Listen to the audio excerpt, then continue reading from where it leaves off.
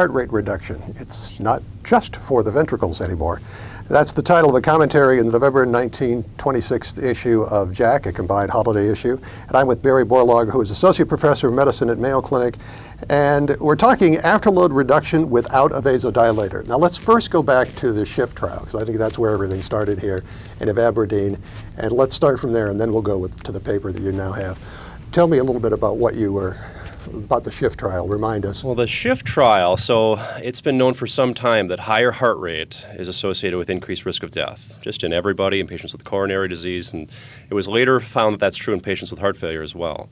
So the SHIFT trial tested an agent called ivabradine, which is a selective heart rate reducing agent. It doesn't do anything else to the heart. And they took patients with somewhat higher resting heart rate and treated them with ivabradine or placebo, and they showed a significant reduction in the combined endpoint of cardiovascular hospitalizations and death with this strategy. This paper is a sub-study of SHIFT where they did echocardiograms of patients at the start and I believe 8 months later, if I remember correctly.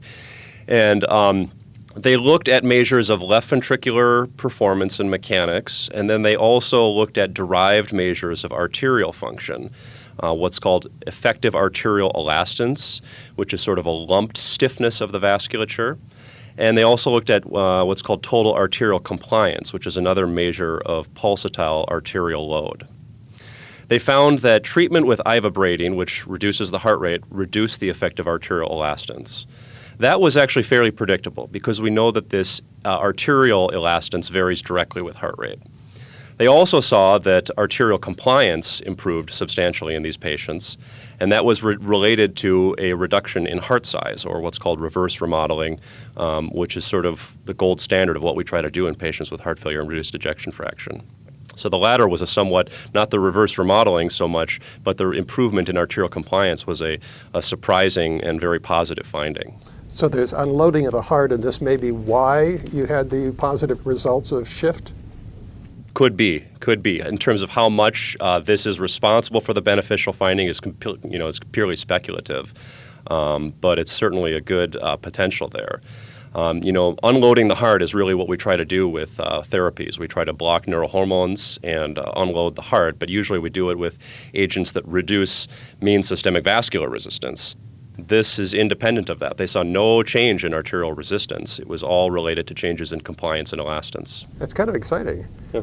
Now, these are systolic heart failure patients. We probably Correct. should make sure that that's clear. Absolutely. What about other heart failure patients? Is that going to be looked at, or has it been? About half of people, have systolic dysfunction heart failure. The other half have a preserved ejection fraction. There was a recent acute study giving ivabradine to that patient population, and they showed improvements in exercise capacity. Now, they didn't relate that. It was very short-term, only 7 days of treatment. They didn't relate that to harder endpoints, and it was only in patients without chronotropic incompetence.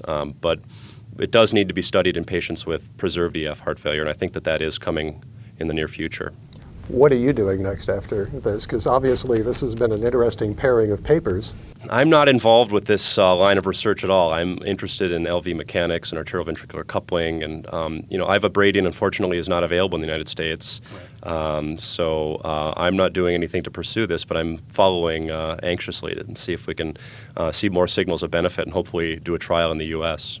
It sounds like an interesting trial, and the paper, again, is in JACC, and it's in the November 19th, 26 issue, and the accompanying commentary, heart rate reduction, it's not just for ventricles anymore. I thank you very much, and we really do look forward to some more of your research. Thank you very much.